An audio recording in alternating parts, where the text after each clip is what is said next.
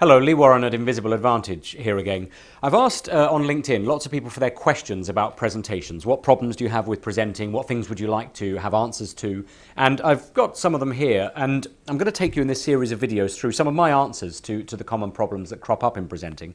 But I thought I'd start off by dealing with an issue. Lots of the questions that come in are about presentation skills. They're about nerves and body language and confidence. What do I do with my hands? Those sorts of things. And I'll deal with those various questions as we go through this series of videos. But I think there's something more important that's going on in presenting that you need to deal with first, because a lot of those things are symptoms of a bigger problem.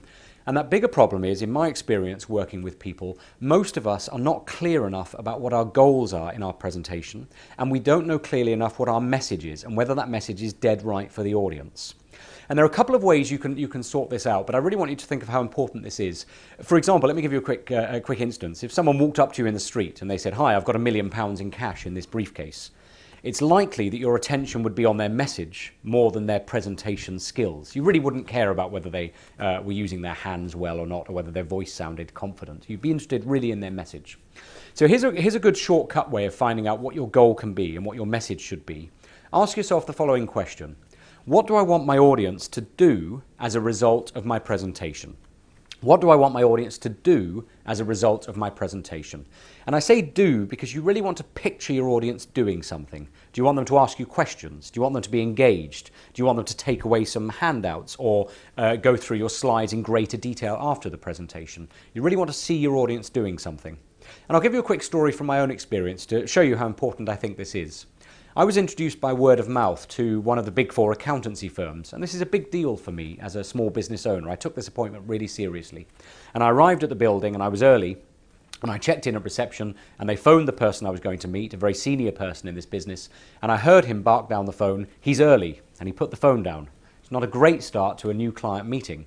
Anyway, I went upstairs and I sat in the very nice sort of airport lounge style coffee area. And when I'd been there for about 10 minutes, and I was still 10 minutes early, the person came over who was in charge of reception and said, "Who are you waiting for?" And I told her, and she went and phoned this person and said, "Your guest has been waiting for 10 minutes. I heard him down the phone bark at her again. This is not a great start to a meeting.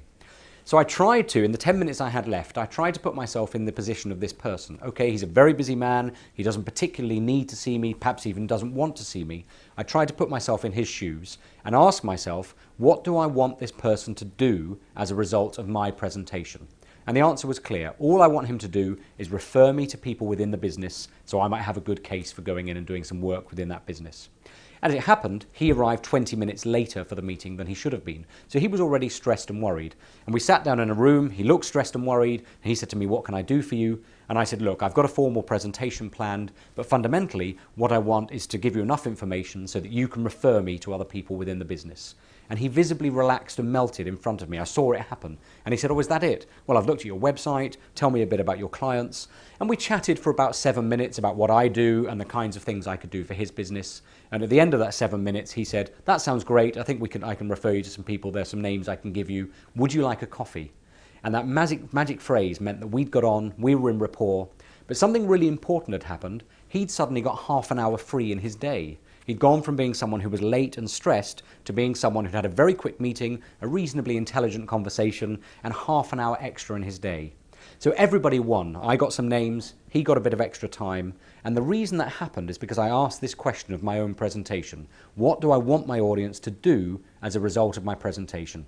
I really recommend you do this before you do any other work on getting a presentation together. So go away, try this, see how it works in the real world. Leave some comments for me in the comments below. I'd love to know how you get on. And of course, as always, send me an email or call me up if you need any help. I hope that works for you. Good luck with your next presentation.